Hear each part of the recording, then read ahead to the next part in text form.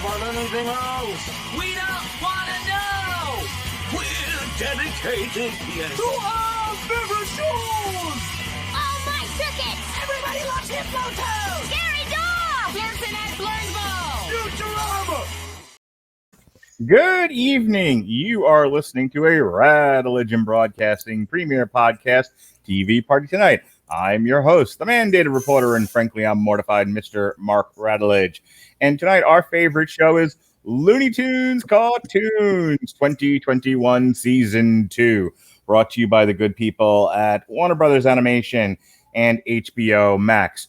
And we are doing this in time as today is Friday, and Space Jam, a new legacy, debuts today.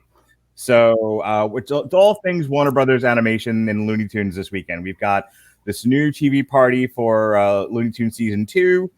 We'll have WB Tripped Up Trivia tomorrow.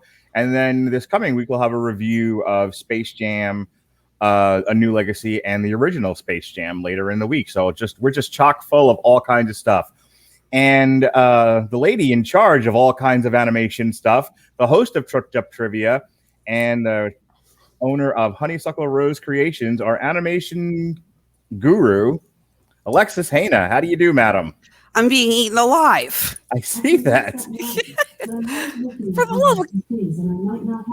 You turned the volume. You forgot to turn the volume down again, didn't you? I worked on the post last night, rewrote my calendar for the 4 millionth time, forgot all about it. How are you this morning? I'm good. Cleo's fine too. So let me ask you a question. While your dog just goes after you. So I was doing a little bit of reading, and it felt like the way from what I was reading various articles, and I don't know if you've picked up anything or seen something in your animation boards, that this is the last season of Looney Tunes. Like this is the last dump. No, I haven't seen anything like that. That's weird. Yeah, I maybe I'm wrong, but when I was titling this, I was looking to see is this going to be 2A? What is this going to be? And I have the Wikipedia up here. Said here on November 24th, 2020, it was announced the first season would continue 10 more episodes. Okay, I'm on the wrong page. Okay. Premiered now. Release. There we go. Following its Annecy premiere, the series' first 10 episodes were released on HBO Max May 27th, with the next 20 episodes of the first season releasing through April 29th of 2021. In June, it was announced that it would premiere on Cartoon Network July 5th, 2021. And then this set debuted July 8th, 2021. I don't know. I was reading it in different places. I don't know. We'll see, I guess. Who knows? Yep. So this season we got a couple of new characters. What's the dog's name that does that always trying to get himself adopted? Charlie Dog. Yeah, we got a debut of Charlie Dog. We have Porky's nephew, because nobody has any children of their own. It's always nieces and nephews. Except for Sylvester. Sylvester had a son? Yes, he did. In some of the Robert McKimson cartoons, that was the one with the giant mouse. Who was the baby and he kangaroo. used to wear the sailor hat, right? No, just a little miniature version of Sylvester. Okay. Well, I might be thinking of Daffy Duck's nephew, the one that he was trying to get Porky to agent. Yes, you are thinking of him. In any case, so we have Porky's nephew Cicero, who's the best part of this entire season. Pretty much. What other? Do we get any new debuts besides those two characters? I'm trying to remember if Foghorn Leghorn and Barnyard Dog showed up in the previous season or not. I don't remember. I feel like they did. I feel like this was not the first time we saw them.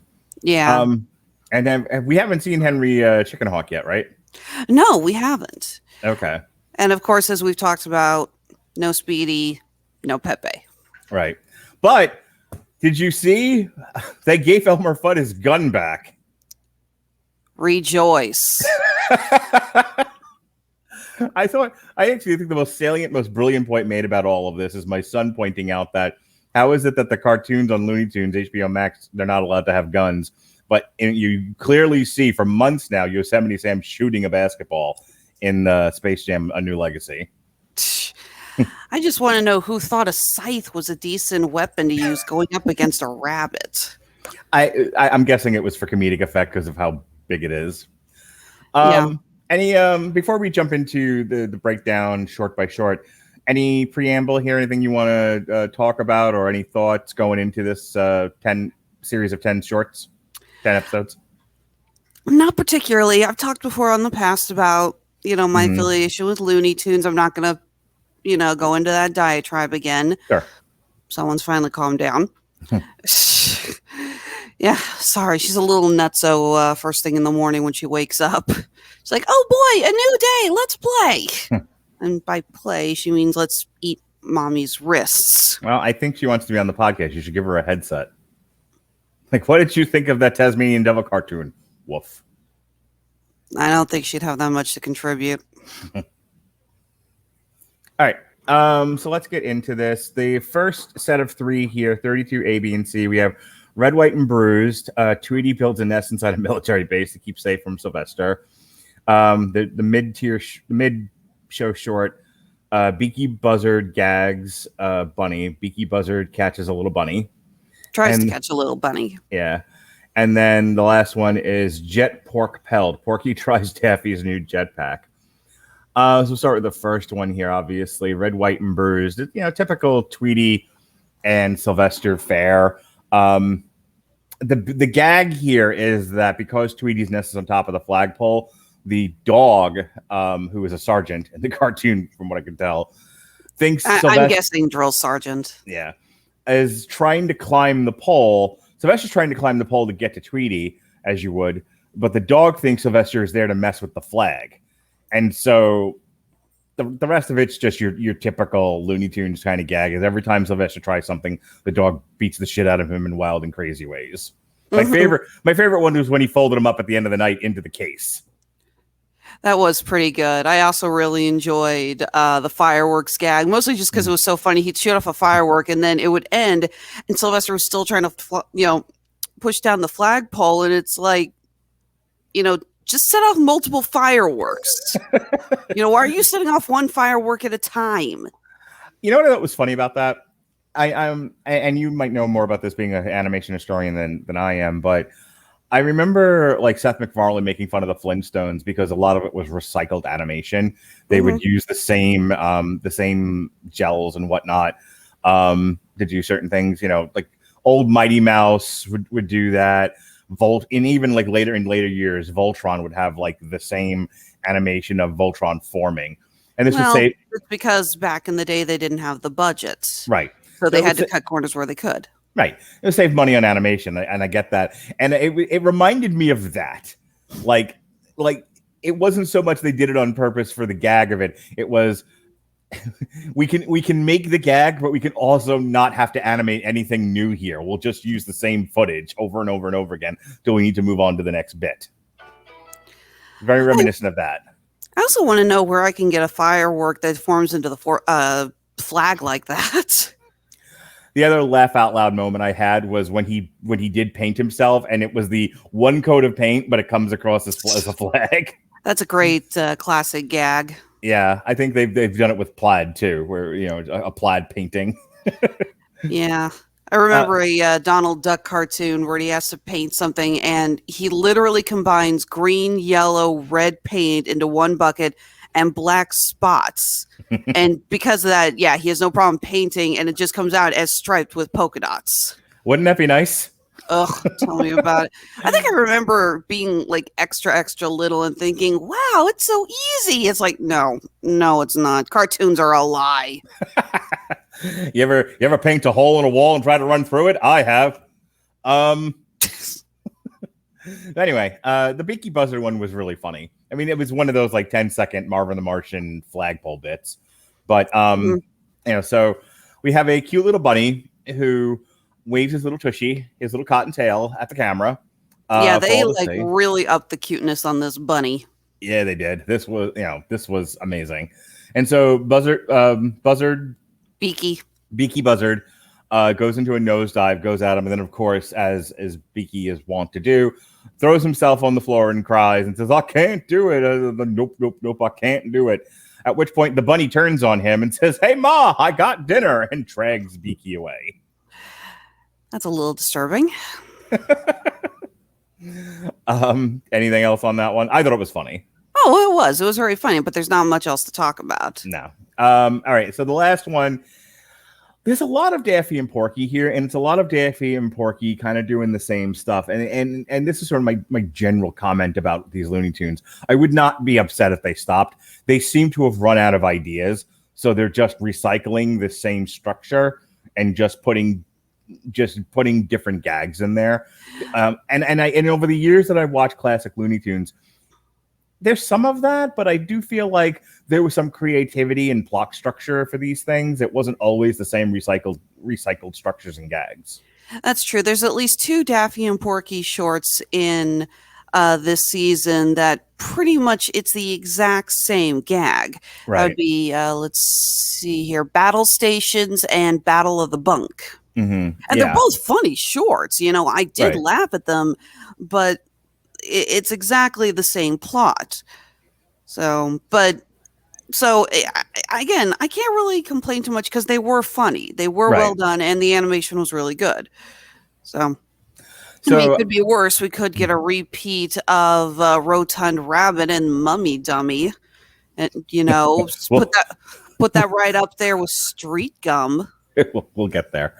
So just real quick, the plot of this is Daffy says he has a backpack, and it's actually a jetpack.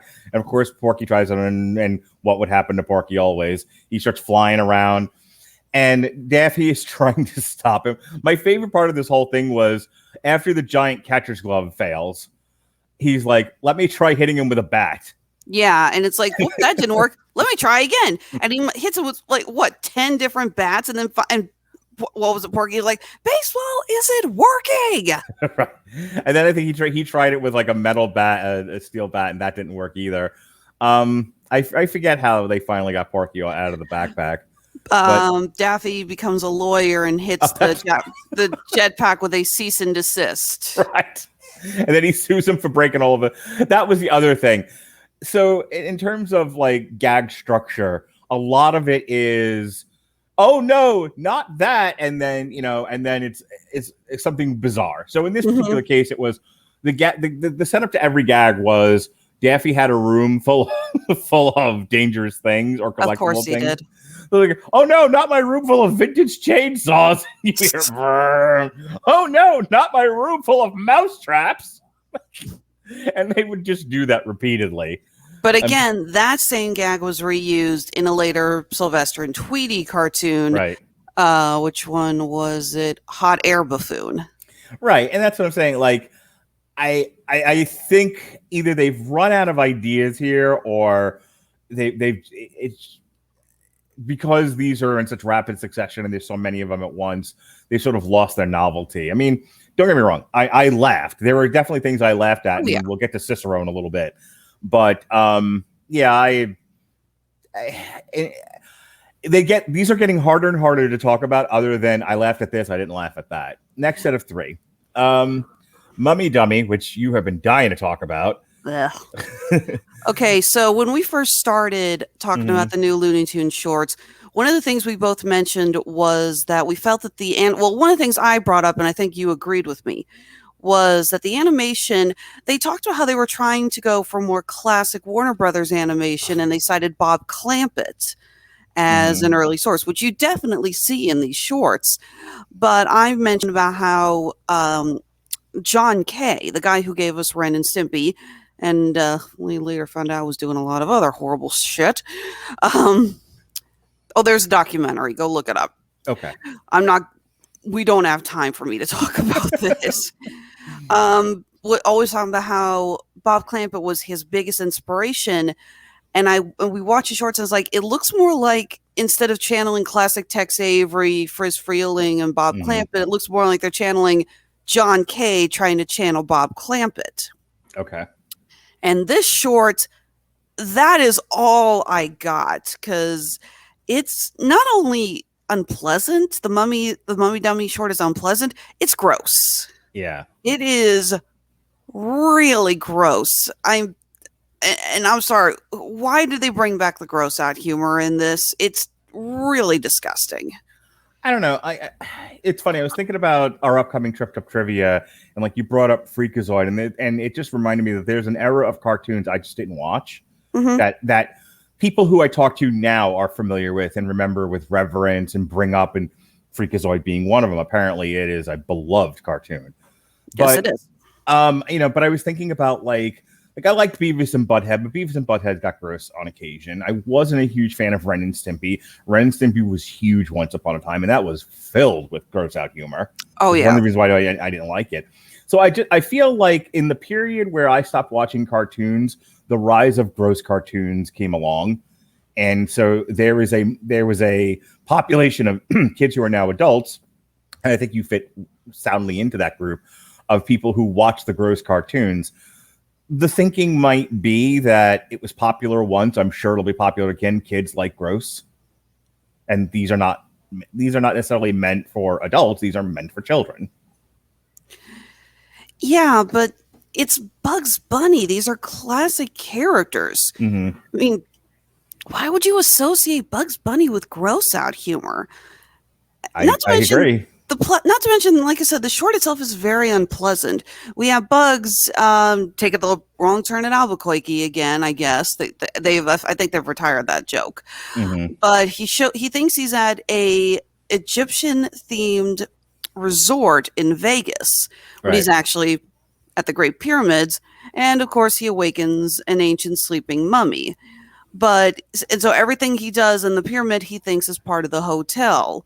You know, he thinks the canopic jars are the buffet. He thinks it was a joke they beat to death. Like, I don't remember Bugs Bunny being this dense.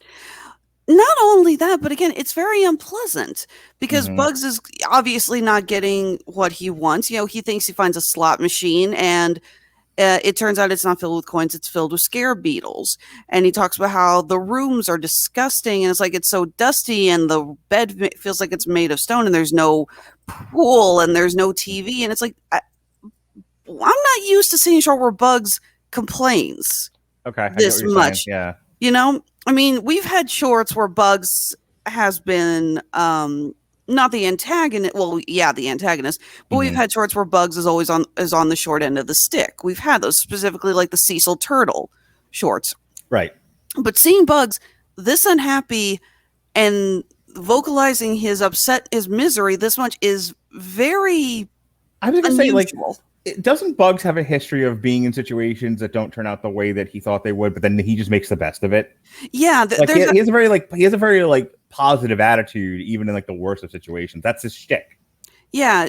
Do you remember the Transylvania 65000 short where he goes up against Count Blood Count, and he thinks that it's the vampire one.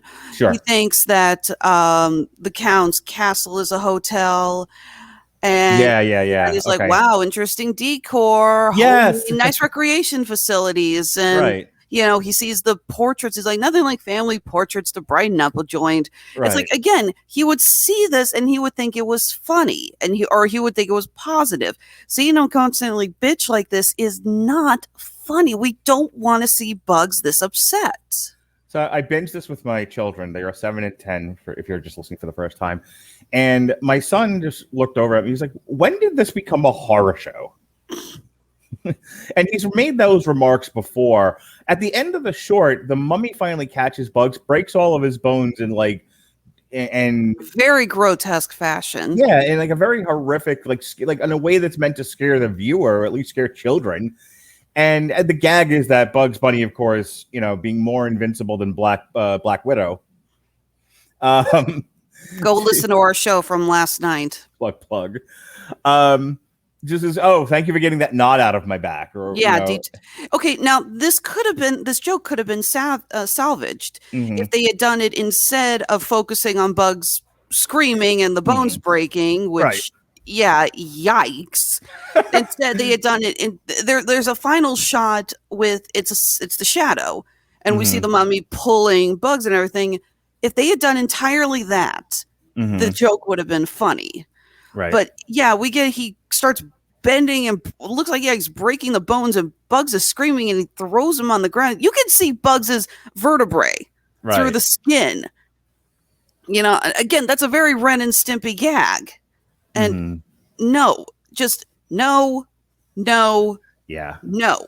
I more so than and we've done every single one of these since last year when it started.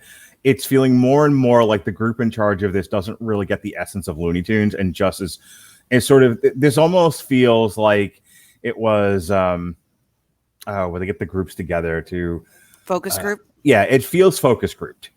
And it feels focus grouped in the sense that it's like, well, what do people like in cartoons?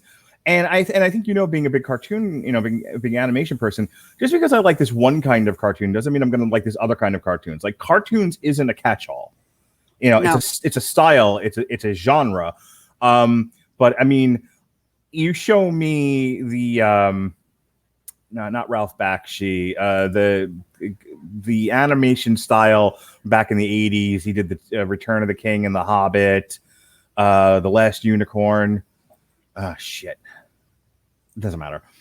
You show me that style of cartoon and it's horrifying, and it gives me nightmares that I'm 45. As opposed to like a different style of animation, which looks just fine. Also, again, the way these things are presented. The Secret of Nim is not Looney Tunes. No. But they're both cartoons. And I just feel like they just kind of took from a list of things people like in cartoons and kind of threw them together and were like, okay, that's our Looney Tunes. It's like, no. Looney Tunes is not all of these things. It's very particular things. Exactly. And what's weird is that after this, we actually get one of the funnier shorts that came out this season after we get the our telephone pole mini gag, which was very surreal. That's the one where Sylvester tries to climb the pole, but every time he climbs up, he's climbing on the ground again. We get In the Road Again, which is a Wile E. Coyote short, which really made me laugh. This one. Oh, that's right. I remember this one. Go ahead and talk about it. Yeah, Wiley tries to, he basically does the classic trap of putting a hole in the road and covering it, your Bernie's Tiger Trap style trap. And he ends up falling into the hole, and immediately we get a pothole repair company, which I call shenanigans on. But maybe it's just because I live in Kansas City and potholes are just what we consider part of the landscape. Republican governors, you say? Not focusing on infrastructure, eh? Could be worse. No, seriously, there's a part of the city I used to live in where it was just like, you might as well just get used to your car going dong dun dun dun dun dun dun dun dun dun dun on the road, because there is no road without a giant ass pothole. Correct. Tell me if I've told you the story. If I've told you the story, I won't repeat it. Did I ever tell you my story about my dad and Dip in the Road? No. Okay. So you're familiar with the BC comic strip? Mm-hmm. Okay. So like every other comic strip since the dawn of time, they used to put out these anthology collections of the comic strip from the newspapers and the Sunday Funnies. And there's one called Dip in the Road. And it's one of the BC characters dressed up as a clown. He's holding up a sign, and it says Dip in the Road. And it's Dip as in like stupid person. Get it? Yeah. And we had like a whole bunch of these, that one in particular, because that cover always made me and my dad laugh. And so we're in Los Angeles, California. So him, my mom, my girlfriend at the time, and me. And my dad's just cruising along, driving fairly fast. We were not on a freeway or anything like that, but he was going at a good clip. And Los Angeles, you live there, it can be very hilly at times. Insanely. And not quite San Francisco, but definitely very hilly. Well, basically, LA has two types of roads: flat city roads and the going through the hills roads. Right. And my father sees the sign that says Dip in the Road. And as he tells it, in his brain, he immediately thought of the BC book. And while he was remembering the BC book fondly, he doesn't alter his speed at all. So we hit the dip in the road at a good 40, 50 miles an hour. Whoops. And so the car bottoms out. God. And we all go, woo! Fly into the ceiling of the car, break our necks. And my father just says sort of sheepishly, it didn't connect to me at the time that it meant dip in the actual road, not the BC comic.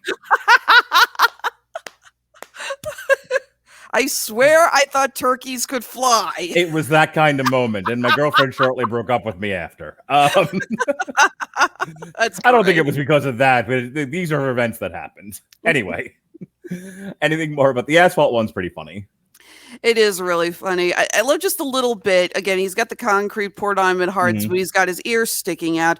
And the Roadrunner just gets close, and he can feel it with his ears. I love he's trying to grab the Roadrunner with his ears. It's cute. It's funny. I love the Roadrunner's not even trying to get away. It's just like, oh, it's adorable. He's still trying. It's a very good short. It's very funny. It's not. I remember laughing a lot at the time. I remember thinking this is at least different than what we've been getting. And unfortunately, the details are escaping me at the moment.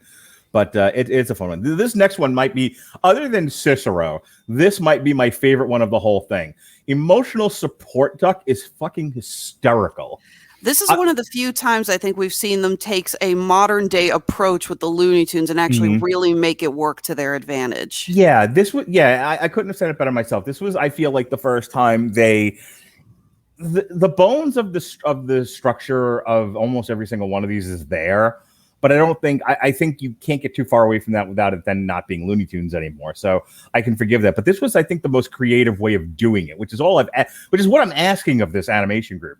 Is I don't mind that it's this. I mean, like Three's Company was the same play on the same. What's the same play on the same structure almost every episode, but it was still funny. They still did stuff with it. Boy, is that a dated reference, by the way? It'll be like Three's Company. What?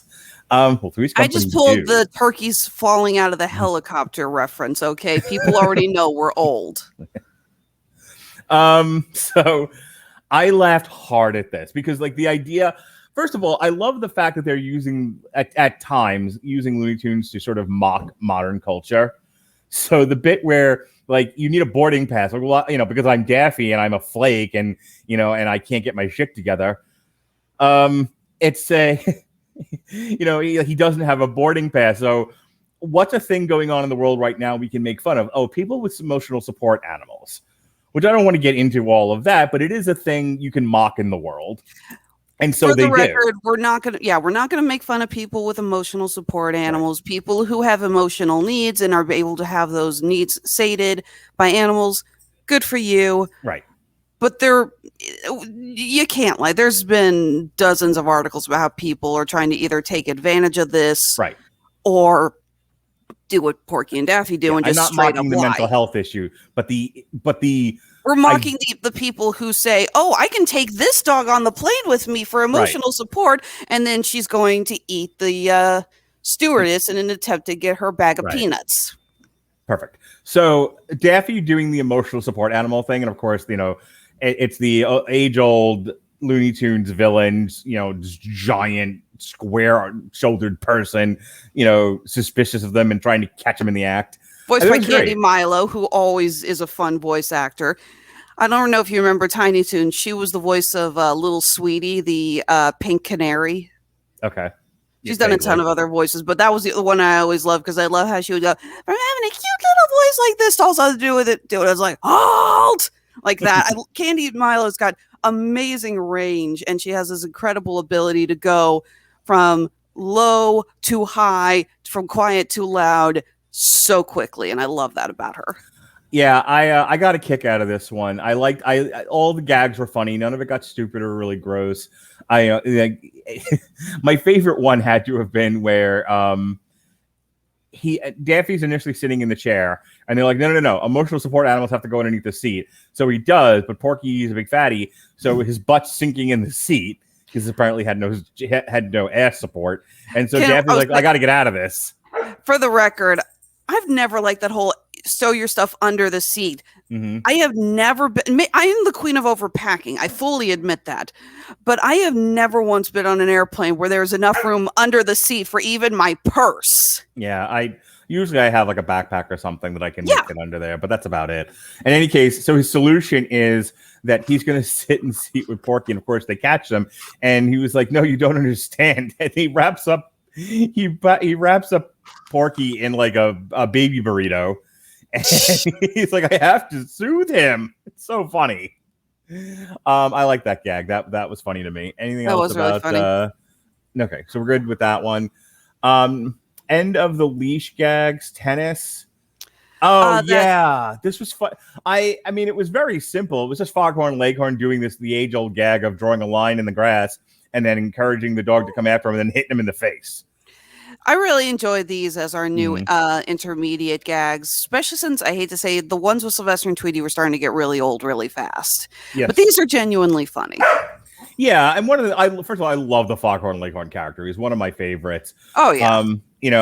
And what I like about the Foghorn Leghorn shorts over the years is he gave as much as he got. Like, he gave the dog a tremendous amount of shit. You know, he gave the skinny chicken, I think her name was like Henrietta or something. You know, this Agnes, maybe. No, hang on, Prissy, yeah. He gave her crap, and then he also got it a lot of times in the end too. He'd spend most of the episode harassing the dog, usually accompanied by the chicken hawk, and then at the end he'd be in the pot. Yeah, stuff like that. So, my daughter's whole thing with like Bugs Never Loses, that was never an issue for Foghorn Leghorn. It was always a 50-50 booking, as we say in wrestling. But I like that. Yeah, but he was still the one who always lost at the end. Yes, which I liked. Anyway, also just the over the top Southern accent, and the sun, because they'd always give him such funny lines, usually while he was blown up or something. I think my favorite Foghorn Leghorn line, and I know it's my favorite because it's the only one I can remember off the top of my head. He blows himself up. His feathers are all off. He's half naked, and he's gathering up his feathers as he walks across the frame. Fortunately, I keep my feathers numbered for just such an occasion. Yes, fortunately, I keep my feathers numbered for just such an occasion. It was an emergency or occasion, one of the two. I've always laughed my ass off at that. Yeah. Hi, Melissa. Sneaking out of the house. I don't want to be a camera. Since you're here, at least I'm dressed. Since you're here, Yeah. Tell everyone about your new editorial movie review that you're doing. Oh, advertise it. We're gonna record on Saturday. Yeah, she put it on Facebook. Look at the goddamn camera, not me. Oh, sorry. So on Saturday, me and one of my besties are going to give the mother feminist perspective on Black Widow. All right, sounds good. She's way more of a feminist than I am. I'm probably going to be more facilitator for her than for my opinions, but it should be interesting. Yep, I can't wait for this. Elizabeth is the lady who I blew a kiss to on last night's show. Good thing, she's my good friend. I was telling her that she found my schedule to be sexy, along with my tractor. Her husband and I both rolled our eyes and promptly drank our beers, but so she's the one to which Robert said, "Oh, so there's a fetish for everything." Yes, yeah, she's the one with the schedule fetish. Anyway, moving on. You say schedule fetish, and then you show us your schedule, and we all weep a little bit on the inside. Let's do one more here, and then we'll take a quick pause for the cause. Adopt Me. This was the one with Charlie. This was good. I have questions. Yeah, this was really funny. This was one of the better ones. It's the same. It was kind of like a comedian who's got like really rapid fire delivery and a really good memory, can just rattle stuff off. It was that kind of humor. It was also very visual because he kept changing personas. But it was really, really funny. It was a new take on the old Charlie gag. My question to you, historian, did they ever do anything else with Charlie besides Adopt Me and I can do various funny dog puns? He always was looking for an owner, and he would annoy the living hell out of that potential owner to death. I was going to say that was always the gag. I was saying in the past they brought him home. He succeeded, but then while he was there, he was annoying. Here's the thing: no one ever brought Charlie home. Okay, he just walked in and said, "You're my new master." Okay, and they were all like, I did not agree to this. But I don't want a dog. And he was like, sure you do. And then he would go into his shtick. Yeah, exactly. Okay. But yeah, the joke has always been, it's just like Charlie always goes for the owner who doesn't want a dog. Right. Or in the case, there was one where he went after a southern plantation owner who still thought the Civil War was going on. I vaguely remember that. Yeah, and who already had a dog. It was like, oh, Belvedere, come here, boy. Which was funny. Because, yeah, it's like, I already have a dog, and he's a southern dog, and he's way better than you. Right. But, yeah, no, I always loved Charlie Dog. And I remember being a kid, and the very first short I ever saw was the one where Charlie gets abandoned on the road by his previous owner, and then he comes across Porky. Mm-hmm. And I remember watching this as a kid going, who would abandon a dog? That's horrible. And then I got older. I'm like, oh, thank God he got away from Charlie. I think this was one of the funnier ones. This is one of the better ones of it. But kind of like Daffy Duck blowing himself up, they can only do this once. Any more of that kind of thing, and it's overkill.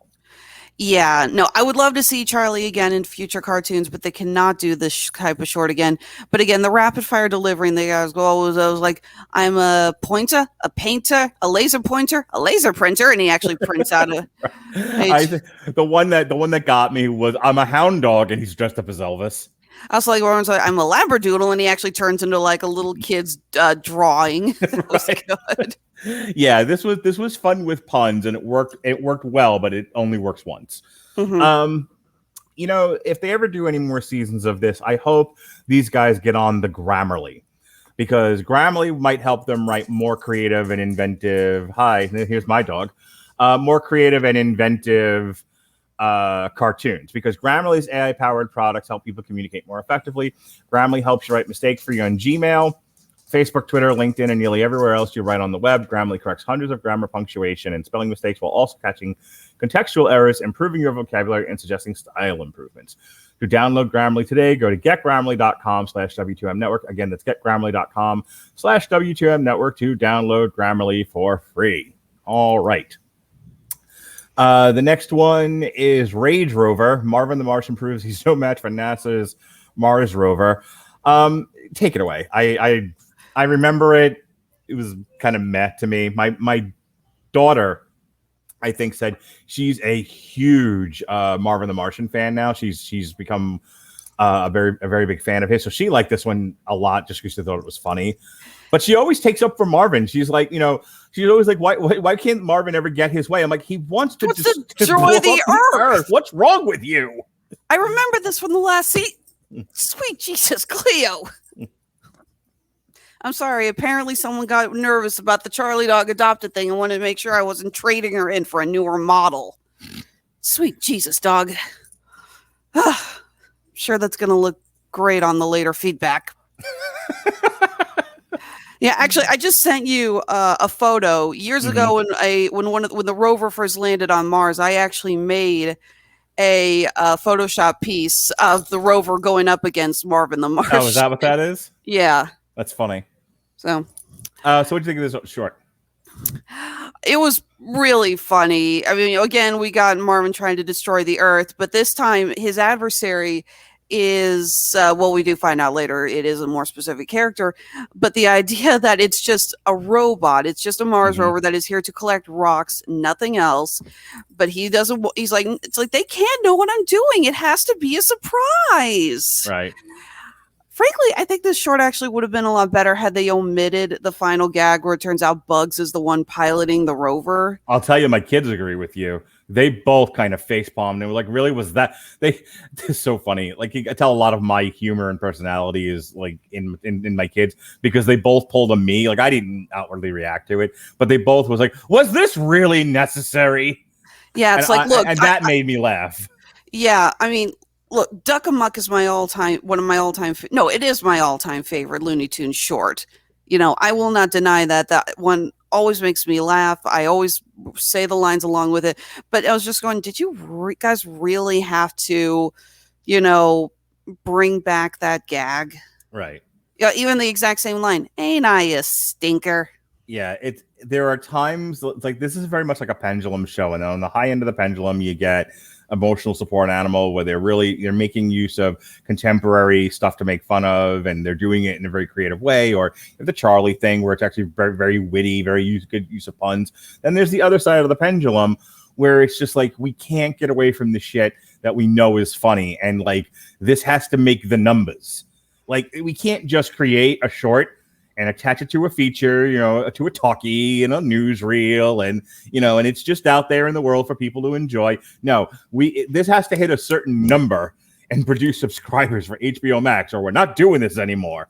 And so that's what I mean. Like there are times this series comes across as too focus grouped.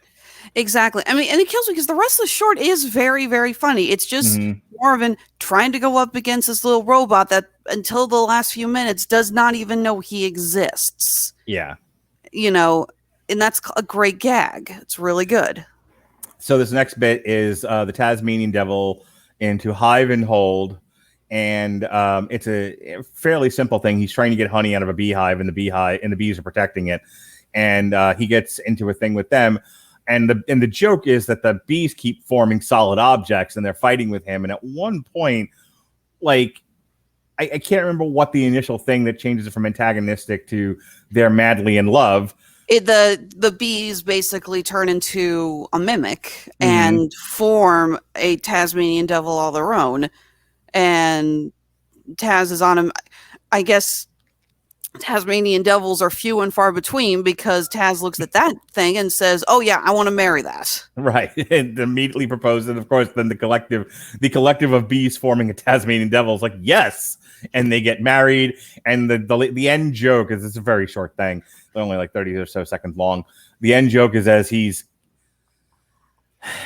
carrying his new bride over the threshold, right, and kissing the bees, he's getting stung. He's going, ow, ow. You hear him off camera going, ow, ow, ow, and then he comes back into frame and goes, "Love is pain." And I was like, what? What the hell kind of cynical shit is that? Yeah, it would have just been funny if he had just walked off into the sunset, continuously going, ow, ow, ow, right. ow, ow. A nice iris out of him literally carrying the bees into the, and him like, ouch and jumping. Yeah. And that's it. We didn't need "Love is Pain." What is this? A fucking sad song, from Dashboard Confessionals? Shut the fuck up. It's just annoyed the piss out of me. It was what a roller coaster this show is. Because I'm like, oh, this is the funniest thing ever. This is just so bad it should be studied. Unfortunately, they're falling into a lot of the same problems that we commented from the first season. That they're relying a little bit too much on gross out humor and style of humor that doesn't really flow well with Looney Tunes, and that they're overstaying the jokes. Yeah.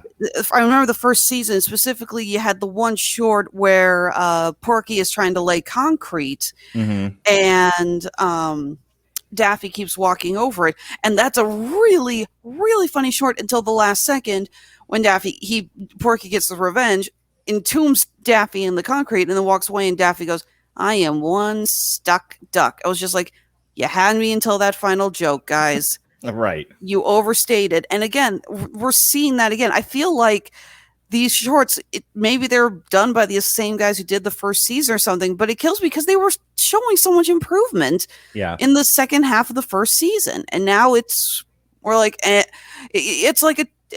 parent who, it's like, "Oh, you're doing so much better at cleaning your room and doing your homework." And then the next night they're out at a freaking concert all night doing cocaine. It's funny. One step forward, two steps back. Yeah.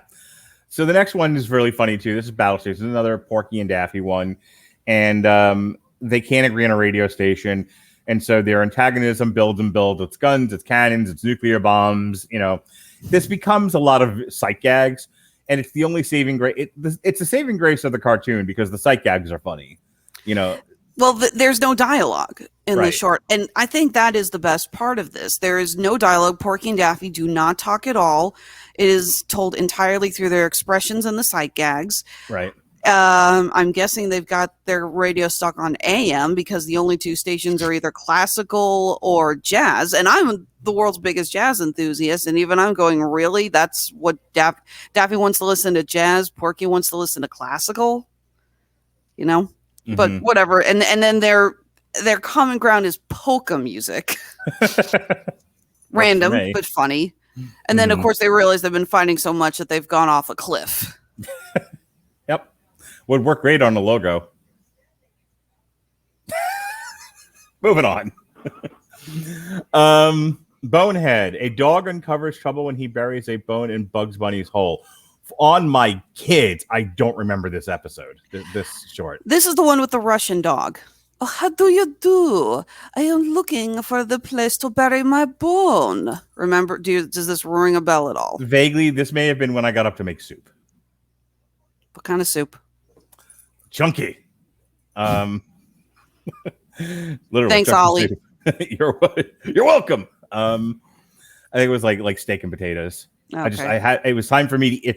My intermittent fasting for the day had been over, and it was time for me to eat. And I was like, I don't care about this anymore. And I cut up and made soup. Well, the dog was a character from a previous Bob Clampett cartoon, I believe, called Hair Ribbon, where he's just hunting for a rabbit. Okay. And that one is not only for this character with this incredibly foppish Russian accent, but that the second half of that cartoon is entirely underwater. Okay. It's a gag where Bugs dresses up as a mermaid underwater to try to, screw with the dog. Okay.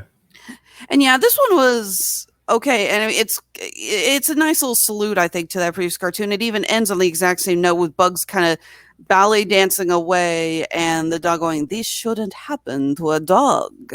Okay. Again, exact same way. So I'm guessing that this was more more of a salute to that particular short than anything else. All right, next one. Relax. Go to it when you want. This is my favorite one. The floor is yours, sir. Good sir. Please go ahead. So Porky Pig's relaxation day is interrupted by his nephew Cicero. So yeah, Cicero's driving Porky crazy, and he's like, "Just entertain yourself for a few minutes. I'm going to listen to my relaxation podcast." Great, modern stuff. We're playing with culture. What proceeds to happen is Cicero silently destroying the house, and it's starting with like a little thing, and then just building and building and building. But it's like such manic, like the thing that sells it is Cicero isn't like mad or angry or vindictive so much as he's just like this happy, out of control child. And so it starts off with little things like he grabs ketchup bottles and mustard bottles, just squirting them everywhere, and I think he actually attempted to get it on food at one point and then got it all over the walls too. Running out of the, he brings a globe. That's how it started. He brought a globe into the room and soccer kicked it into the wall. Did the thing with the ketchup and mustard, went off screen again, came back, was juggling chainsaws. That's where I started to cry. I was laughing so hard. Well, the best part, in my opinion, is that everything he's doing is kind of being foreshadowed in Porky's right. audio. It's like picture a babbling brook. Cicero's flooding the house. He's flooding the house, right? Picture the wind in your hair and like this lost an entire wall of the house and shit like that. Yeah, I was the narration of the relaxation podcast is also what sells it, but I have not laughed that hard, I don't think, at any of these Looney Tunes as I laughed at Cicero gleefully destroying Porky's house. And Porky's like, I feel much better now. And then there's that pause and he looks around and goes, ah! Cicero, I'm going to need a few more minutes. We get more Cicero later on. I need Cicero to have his own series. And I just want him just running around, he runs into the Sistine Chapel, he runs into, a glass factory, anything, just where he can destroy more stuff. It was a really good short. Although, let's face it, I think everyone held their breath for a second when Cicero starts spray painting on the wall and he writes F, U, and we're all going, what? Even my kids were like, oh! And then he writes D, you right. spelled fun. But it's just that little moment where you go, wait a minute. My son really doesn't like foul language. He doesn't like cursing. I'm not entirely sure how I birthed that, but it happens. Keep him off the network chat, okay? That's gonna make him cry. Yeah, he's not into sour language, and so he started like Lily kind of like when she started the FU, and she was like, "Whoa, where's it going?" My son was like, "Oh," and like pointing at it, like, "Hey, he can't do that. It's a children's cartoon." Like, there used to be a wrestling group called Right to Censor. My son would fit him among them perfectly. Bow tie, white shirt, no foul language, no boobies, no nothing. Again, I don't know how this got that, but nah. Anyway, Maybe he's maybe he's a mama's boy. he is, but his mother's a dirty pervert like me. I don't understand. Not so much with the foul language, but there's a reason we're married. Anyway, Rotund Rabbit, the other gross one in this. Oh boy. Okay, so I just want to say this one thing, and then I'll cede the floor to you. I was okay with a lot of it, like when the jokes were about him being so fat he's immobile, and then playing off of that, I was like, okay. And even for such a short bit of cartoon animation, it's still like the first bit where he's fat is funny. Then when he's like there's this little bit where Elmer has him dead to rights, which just kind of meanders, and it's so short that meandering seems like a weird word to use, but it feels like they just didn't know what to do in that moment. And then it was like, okay, it's all a big lead up to him popping Bugs Bunny and doing a bunch of fart jokes as air escapes out of him, because that's how being fat works. And then the last joke, and this is what I wanted to bring up, the last joke is back to the gross out horror humor where Bugs is utterly deflated and he kind of like slithers onto Elmer Fudd, and he's like, "Wear me, Doc. Wear me." And like the face that Elmer Fudd makes is kind of funny, but it was like, why was that necessary? Why are we doing creepy now? Exactly. The gag itself. There's an 80s Roadrunner cartoon called Supersonic, where Supersonic. Sorry, Soup or Sonic. Oh, okay. Where the ending gag is Roadrunner and Coyote run through this pipe that gets progressively smaller, and they come out at the other end and they have shrunk. And Wile's like, okay, yo, Roadrunner, we got to go back through the pipe. And Roadrunner's like, okay. And they run back through the pipe. But as they get back out the larger end, Roadrunner's gone back to his normal size. Coyote hasn't.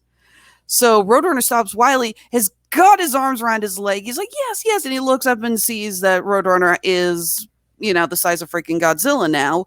And he holds up a sign that says, okay, wise guys, you've wanted me to catch him all these years. What do I do now? I feel like that was this short because Elmer, it's like, okay, we've wanted Elmer to catch Bugs for all these years.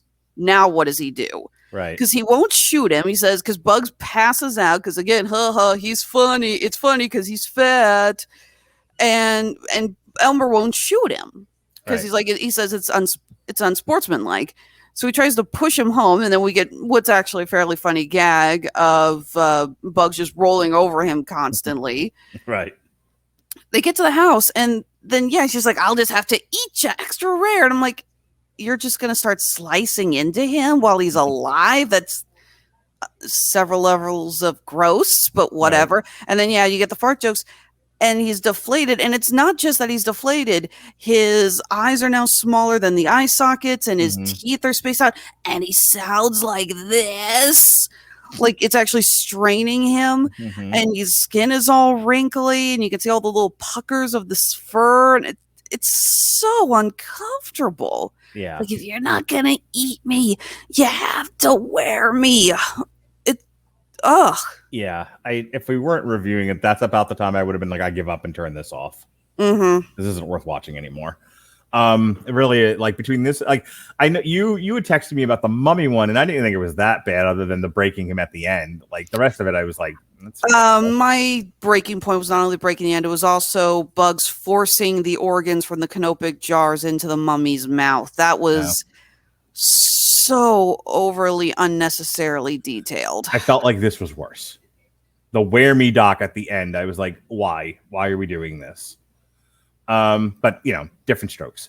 Hogwash, I don't remember this one. They go, but Porky and Daffy go through a car wash. Daffy's asleep. Porky gets trapped outside the car. Okay. During the car wash, and Daffy thinks that Porky's suffering. He thinks that they're at a drive-in movie theater because he's been asleep in the car, and he wakes up and he sees Porky getting flung all over the place, and he thinks it's a drive-in movie theater, and he thinks these are the previews. Okay, got it. Moving on. Yeah, it's okay. It's got a couple of funny moments, but again, it all comes down to Porky must suffer. Daffy doesn't know how to help him. Yep. Nip and Duck.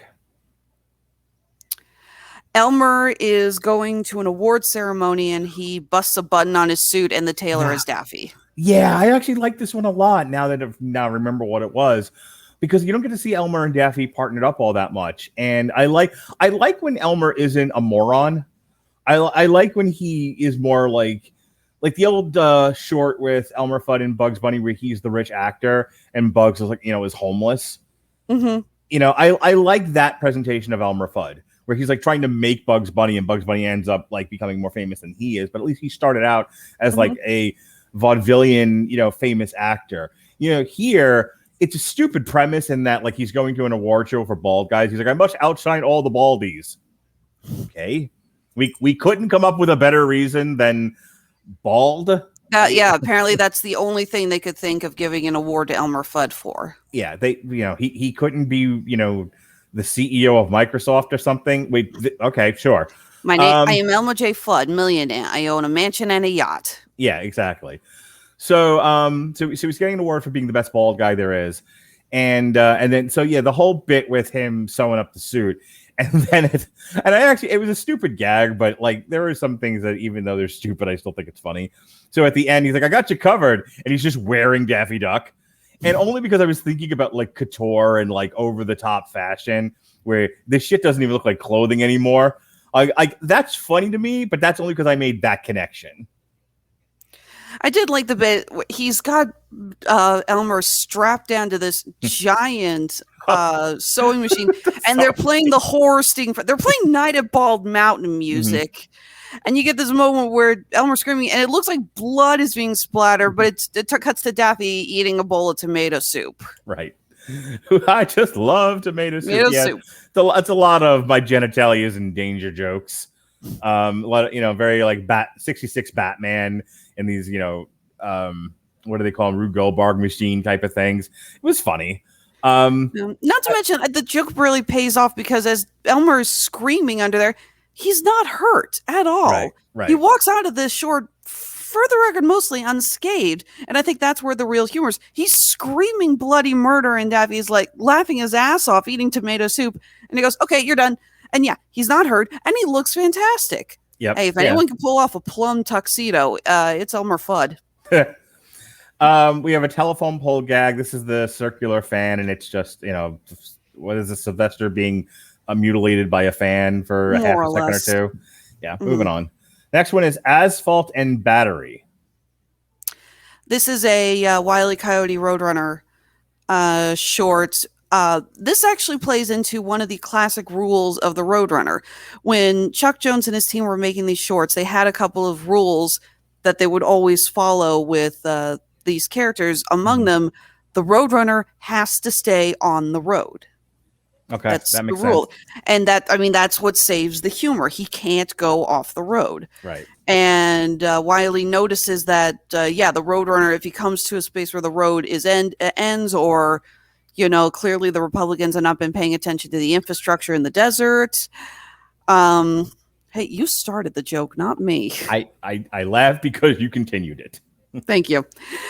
So he orders a road building machine. Mm-hmm. It kind of reminds me, there's this old video game. It was like an old computer game. I remember back in the day where, you would build a road. It was very simple. You just would control this thing that would build a road, and you had to, maneuver that your car would go from point A to point B without any, interference or blocking or anything like that.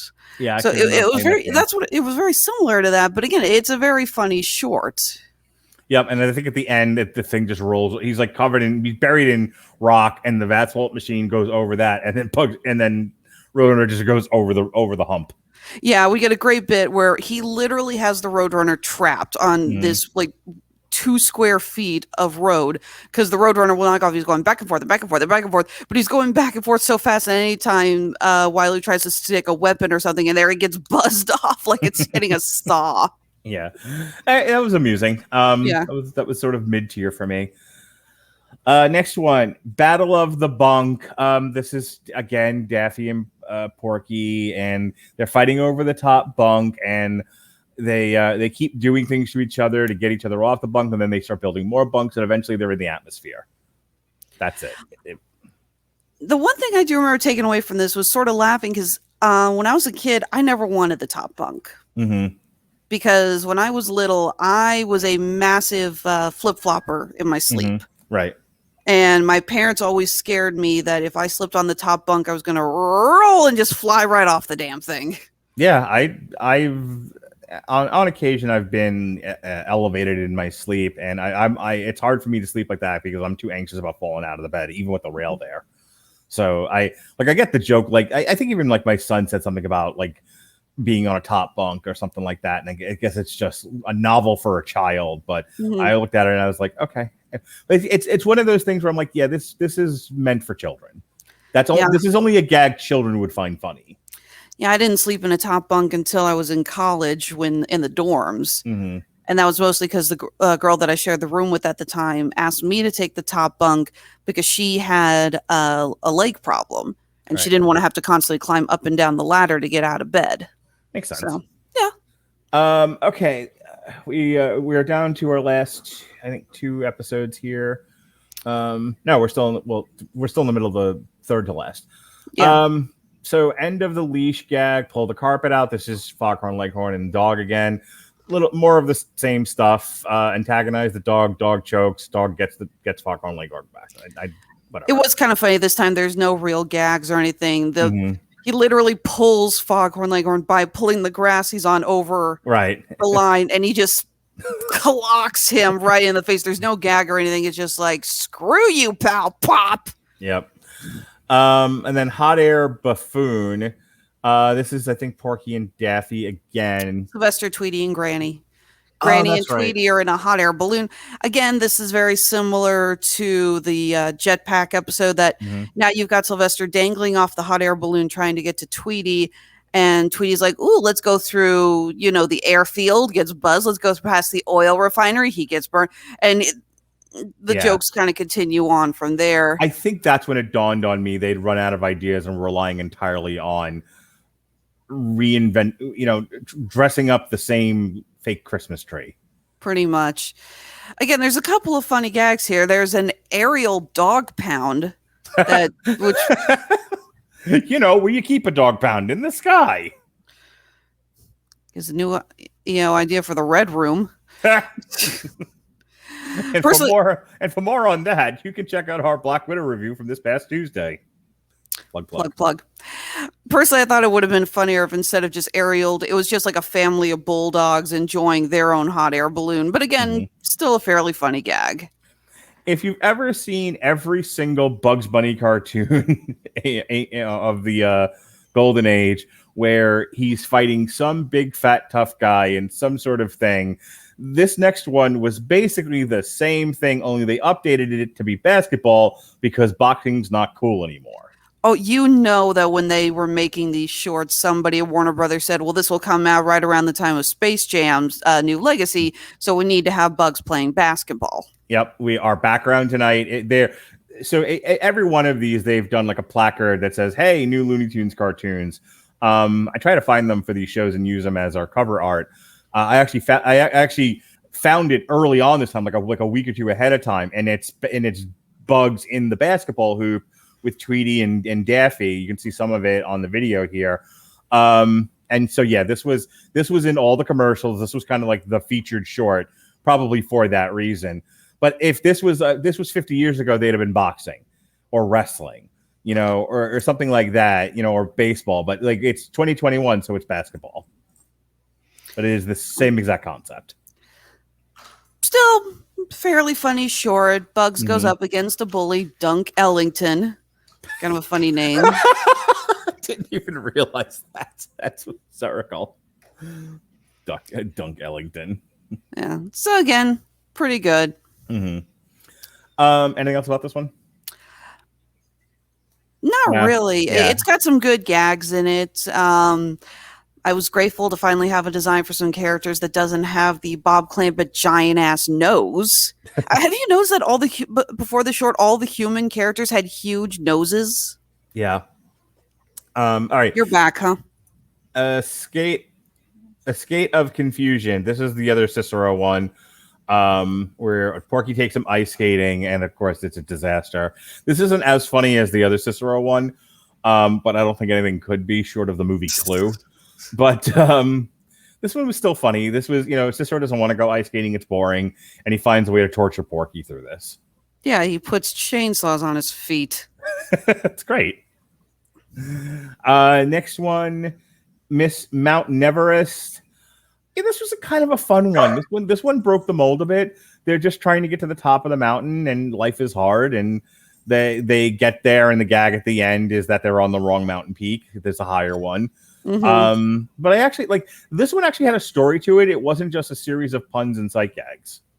Yeah, it wasn't too bad. Although I hate to say it, I think they kind of got a little inspired by Simpsons for this one, because when they think they've gone to the top and then they see that the mountain is still there, that is a direct Simpsons gag from when Homer's trying to climb the same mountain. Remember? Vaguely. Where's Robert when I need him? Simpsons did it. We have one more mid interstitial gag: telephone pole gag, zip line. Okay. This is Sylvester on the zip line, isn't it? Yeah, I barely remember. I hate to say it, but after a while, these mid-tier gags do start to kind of blend in together. Yeah, well, at least they weren't all Marvin this time. That's true. Again, I like that we're getting some variation in the mid-tier gags. I like that we got the Beaky Buzzard ones. I really enjoy the Foghorn Leghorn ones. I think there's a lot of untapped, unused Looney Tunes characters that they could use for mid-tier gags if they don't want to give them complete full shorts. And I really hope that they continue to do that. I would love for that not to get off on this tangent again. We are about to wrap up, but I would like for just for interstitial stuff, like bring back Pepe Le Pew. But make fun of the fact that the New York Times editorial writer said he's a rapist. Do something with that. Do something with he's anachronistic, as a character. We can't behave like Pepe Le Pew anymore. You make a contemporary joke using Pepe Le Pew, and those 10 to 30 second gags would be perfect for that. He doesn't need a full story. We certainly don't need 3 minutes of him trying to rape a cat. But but do something with Pepe instead of just locking him in the closet. Ashamed that that this people obviously still have thoughts and feelings for the character. Do something with them for 10 to 30 seconds. Cleo, it's not my fault that you let Eddie steal your toy. She's little recurring problem in this house. Eddie's the alpha dog. So when he gets the toy or the chew or whatever that Cleo wants, she can't steal it from him because he's alpha. So she basically comes up crying to me. It's like, Mom, make him give it back. So sorry about that. No, it's not a problem. All right, last one. Fast and Steady. Take it away, because I do not remember what this is. I barely remember it, honestly, but I do remember we have a gag with Wile E. Coyote essentially surfing, skateboarding, whatever, on a speed sign down the road, which was actually some cute little bit of animation. Now that you've reminded me of it, that I laughed pretty hard at, just because we rarely get to see Wile E. Coyote smile and be happy and be contented. Yeah. And so when he's grinding on the on the stop sign like it's a skateboard, and he's he momentarily forgets his mission in life is to kill the Roadrunner, and he's just doing tricks. He's moonwalking on the freaking sign. That's cute. Yeah, it was great. I liked in that moment that Wile E. Coyote could just exist and have fun. It was fun as the viewer to watch. Overall, I've said, there were funny moments, there were not funny moments, and then there were straight up bad moments in this. It was a very up and down, uneven set of 10 episodes. As my friend used to say, I laughed, I cried, I hurled. I think we can be done with this now. We're getting Jellystone soon. Let's kind of close the book on Looney Tunes for a while. Let's go do something else. You've got Warner Brothers has 900,000 animated characters. Do a different show. That's the last thing. Remind me of Jellystone. I asked you if you wanted to review it. You said yes. I said yes because I know that I said yes as an obligation as the animation guru of the Radulich and Broadcasting Network. I did not say yes because I think I'm going to enjoy it. Okay, fair enough. Certainly, we cover things to tell people how bad they are. We'll both have to do that with a big bottle of alcohol just sitting in camera view. Can't be any worse than Jiu-Jitsu was. Your last Seriously. thoughts, madam. No, seriously though, anytime I start watching something and I know I'm not gonna enjoy, I'm like, at least I'm not sitting through Jiu-Jitsu again. The measurement of crap Jiu-Jitsu used to be the band Rat for me. Yeah, well, that was the episode where you and I basically spent the entire time going, I need alcohol, I need drugs. But yes, there were some really funny shorts here, but there was a lot of really bad shorts as well. And I feel like, as I mentioned earlier, the animation team here did one step forward and two steps back. They're falling into a lot of the same bad habits that they did prior with the first season. And I'm a little disappointed on that. And if they do continue to make more shorts, I really hope that they continue to include more different characters. Again, there is a massive library of Looney Tunes characters that they have not touched. And guys, stop recycling the same old jokes and stop trying to be John Kay. All right? We don't want another John Kay. For the love of all that is good, holy, and dipped in chocolate, we don't want another John Kay. Again, documentary on the making of the Ren and Stimpy show on Amazon. Go watch it. Hey, speaking of Amazon, not only can you find that documentary, but you can also find plenty of music, just a lion's share of the music that's out there from the earliest days to the most modern, all the K-pop, bebop, dip-dop, drop, stop, drop. Anyway, so if you want a free 30 days of Amazon Music to get all the K-pop, dip-dop, hip-hop, that's all out there on AmazonMusic.com, click our link in the description of this podcast, getamazonmusic.com/W2M network. That's getamazonmusic.com/W2M network. You do free 30 days for signing up for the program. Download and stream all you want. And at the end of that 30 days, if you want, you can keep it. You just pay the monthly fee like you would do for Spotify or Apple Music. If you don't like it, you can cancel it. No fuss, no muss. There's no hassle there. But anyone that's used Amazon Music loves it and continues the service, so why wouldn't you? And with that is the end of our Looney Tunes review. Today is Friday, July 16th. Space Jam is actually out today. So when you're done listening to this, you can go see that. It is day and date in theater and on HBO Max, like all the other Warner Brothers and Legendary movies this year. Tomorrow, Alexis, Hejna, and Jesse Starcher host our Tripped Up Trivia for Warner Brothers Animation. It's Tom and Jerry. It's Looney Tunes. It's Freakazoid. It's Hanna-Barbera. My father's on the show, and he doesn't know anything except that Jason Teasley thinks I should treat him better. So for all of the fun animation questions and answers and a slight bit of antagonistic humor between Jason and I, and my father just wandering around wondering where his pants are, enjoy our Tripped Up Trivia, WB Animation, which comes out tomorrow. On the 18th, we've got a triple feature. We got more animation for you. This time, it's a triple feature of America the Motion Picture, Team America World Police, and Nerdland from Patton Oswalt. On Tuesday, let's jump to Tuesday, myself and Alexis Hejna will be back. We'll have our review of Space Jam, A New Legacy. And then jumping over to Thursday, myself and Sean Comer will be doing an on-trial for the very first Space Jam starring Michael Jordan. Check out our reviews of Black Widow and our comic book review of Black Widow Deadly Origin. All right, go ahead and do your plugs, and then we'll say goodnight, Gracie. All right. Well, this weekend I am actually at Crypticon, Kansas City. It's a horror-themed convention. We're going to be selling our wares from Honeysuckle Rose Creations, intersection of Geek and Chic. If you're in the Kansas City area, be sure to come by and check it out. We got Michael Bean and Billy Zane here as guests. Awesome. Of course, after that, we're going to be getting ready to head down to Orlando. We're going to be going to MegaCon. This is our first time heading down there. I will see you down there, Mr. Radulich. Got my tickets. Yay! Just remember, everyone on the network has already been asking me to kick in the nuts repeatedly on their behalf. I understand.